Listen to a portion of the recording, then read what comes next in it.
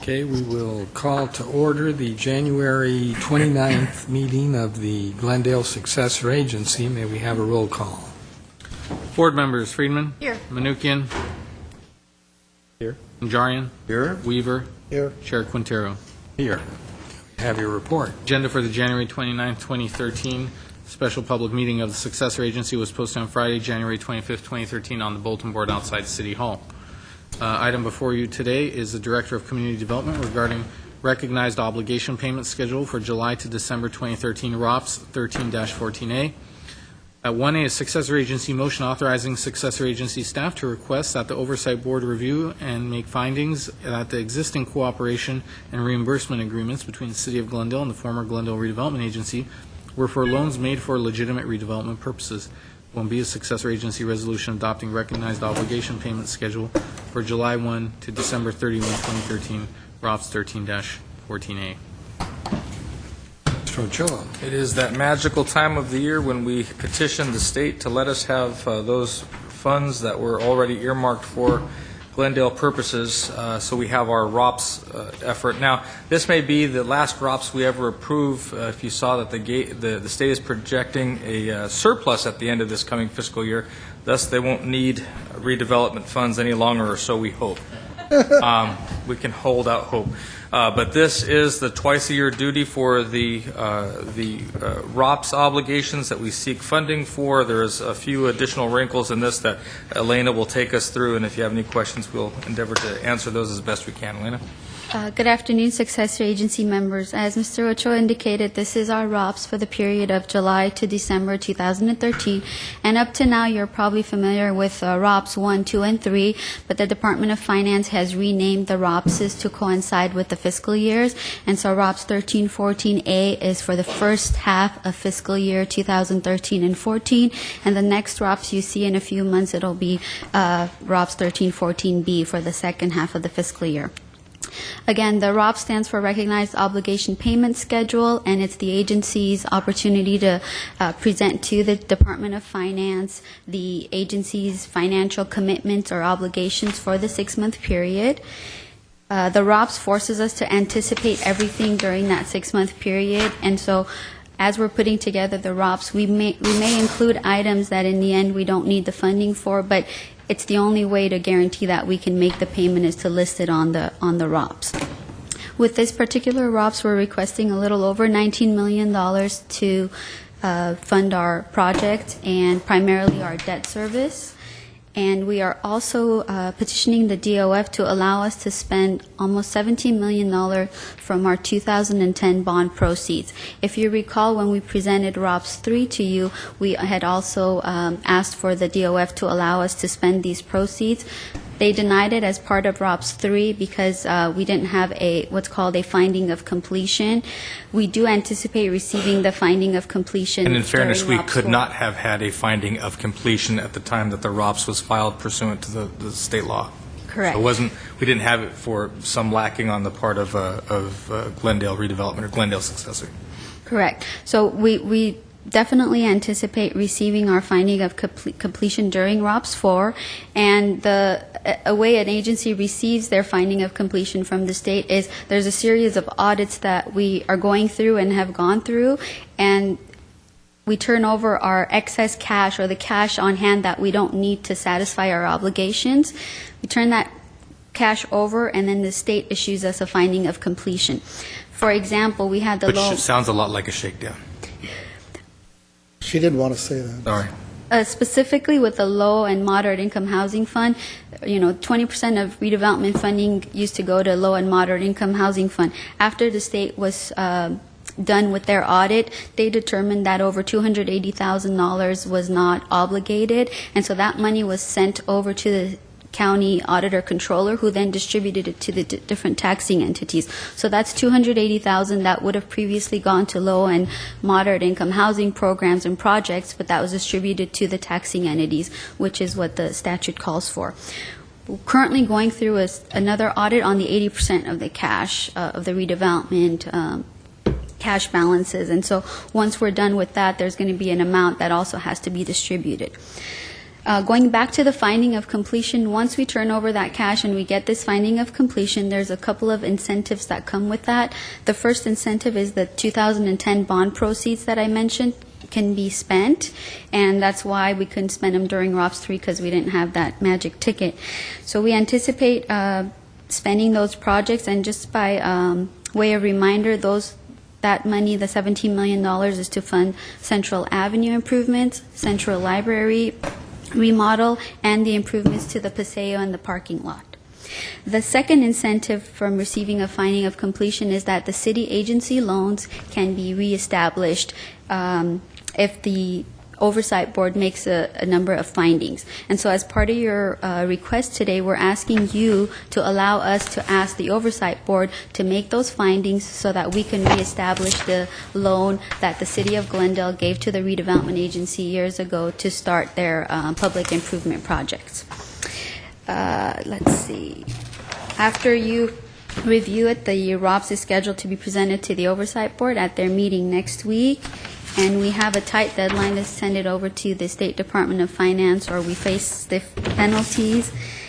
And as far as the template goes, the DOF revised the ROPS 1314A template, issued it last week, and so what you have in front of you is a previous template. Before we send it over to the oversight board, we're going to take the same information, just plug it into the new format, and present it to the oversight board. That's all I have, unless there are any questions. Any questions? What was last time, the ROPS? What was the total amount we requested last time? We requested a little over $14 million, and we got just shy of $14 million. We $10 million that we're requesting to spend from the bond proceeds. What projects would that be spent on? The $17 million for bond proceeds. You said we're requesting from the... Oh, DOR that's the debt service on the bonds. So $1 million? of the $19 million, a big chunk of it, I think it's about $12 million, is to pay down our debt service. Then on the proceeds side, we have $17 million from the 2010 bonds, and our spending authority for that is to spend it on the Central Avenue, Central Library, and Paseo projects. So it's not a total of $29 million? We have the bond proceeds in our possession, so but it's just a spending authority. But on the $19 million, that's money we don't have right now, and we're requesting.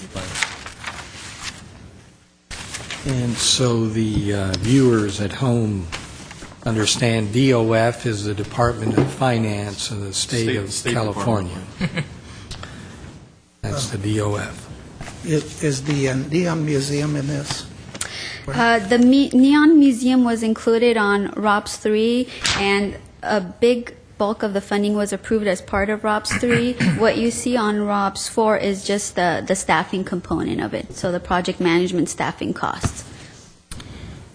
It's worth noting that the capital improvements that are part of the bond proceeds are called out in the bond covenants. The bond proceeds can only be spent on those general items. So the state could not sweep those items, try as they might. They've come to reconcile the fact that they can't grab those, but they have put us behind the 8 ball. We have to spend those monies in good faith by a date certain to be in compliance with the tax-exempt status of those bonds for those covenants for the people that own those bonds who purchase them.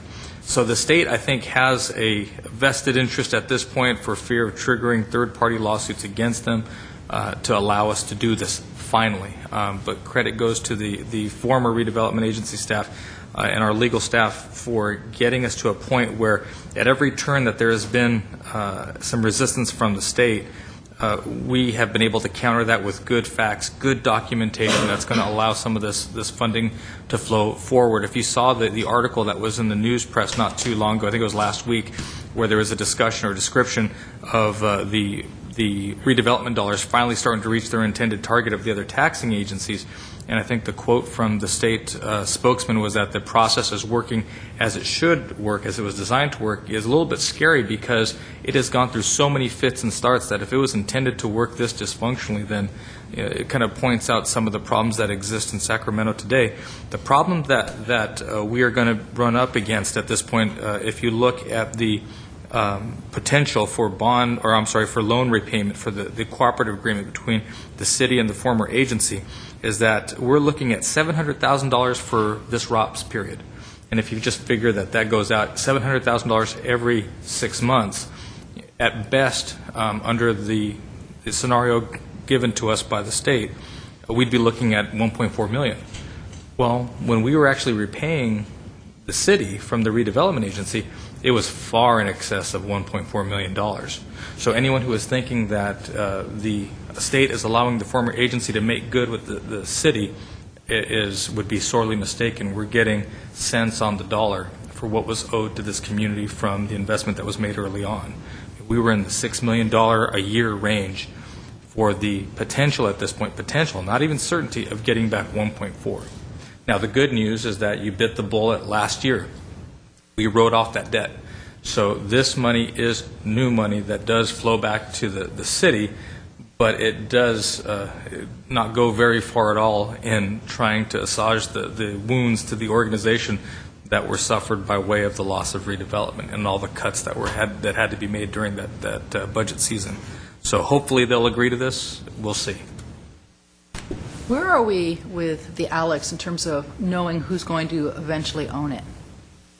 When AB 1484 passed about 6 months ago, the provision to sell assets quickly was suspended, and we have to put together a asset management plan. After we receive our finding of completion, we have 6 months to put that together, and there are some provisions that allow some assets to be transferred over to the city. The DOF hasn't released a lot of data on that, so we don't know the details, but through that long-range property management plan, which we have 6 months to complete, is when that will be answered. It would appear that we would be able to keep the Alex, if only because the states realize that it's a bit of a white elephant. They don't know quite what to do with it and can't afford to operate it. So they are graciously, hopefully, it looks like they are graciously going to allow the community to keep it. But we won't know for at least 6 months. Until they approve the long-range asset management plan. And then, so they would transfer ownership to us? They would allow or facilitate some way for that to happen. What that is, they don't know, and neither do we. So it's still possible they would retain ownership but allow us to operate it? It's possible, but I think even at this point, they're coming to grips with the limitations of their own ability. And how about some of the other parcels? Is that also true? The other parcels it could be. If the state believes that it's easier to liquidate, then they probably will push in that direction. The one that causes us the most loss of sleep is the Lemley project, being able to keep that going. The state has kept a distance from that because it is a complex deal. That and the fact that we have made overtures to do revenue sharing agreements with all the taxing entities that really negate their ability to make an argument to liquidate the property that we own there.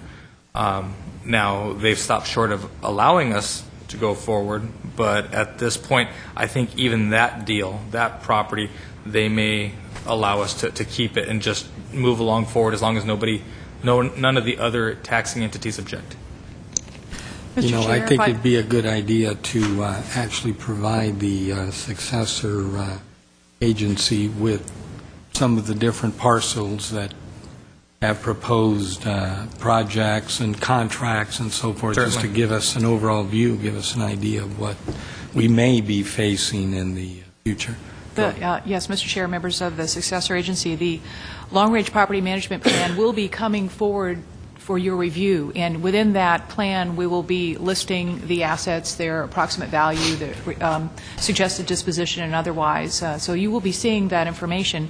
What I wanted to add is that there are a couple of pieces of legislation being proposed. I just heard about them yesterday.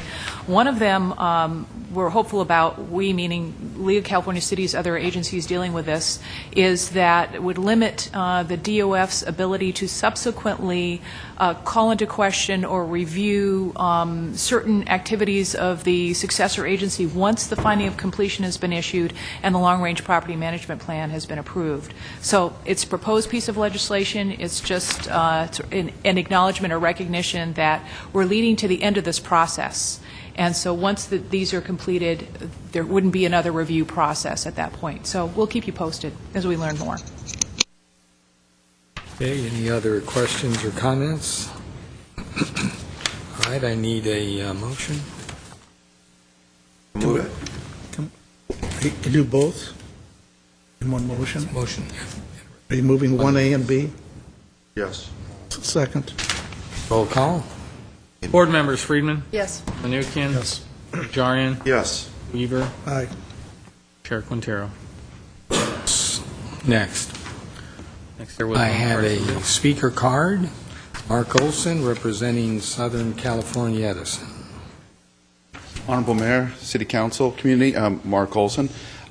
Just want to take this opportunity to do a quick update from Edison. We'd like to do that at the beginning of the year for all of the cities that we do business in.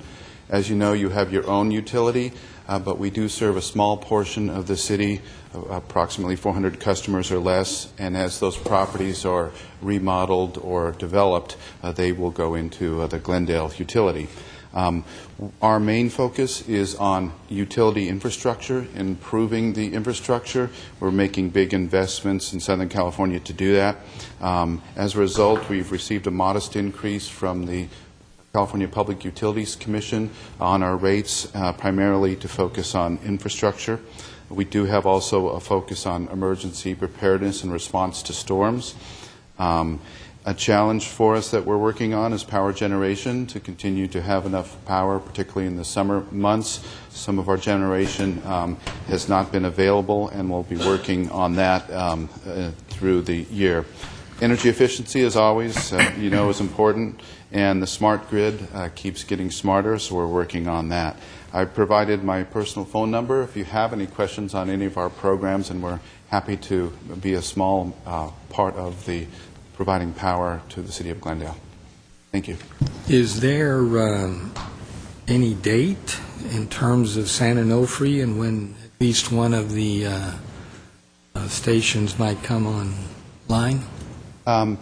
There is no date. There are meetings going on. It's at the federal level, so there are hearings, and so there are other people that could answer more completely the status, but I know that it's in progress as to when it might be available. But probably not before the summer, right? I don't think there's a timetable that says that when it will be open until the hearings. The main focus is on safety, and so until it's deemed that it's safe and if it is available, then I think there are hearings that were scheduled for the first quarter into the second quarter of this year. Other questions? Okay, thank you, Mr. Olson. Thank you. See. All right, next, please. There are no other cards. Motion to adjourn. So moved. Second. We are adjourned.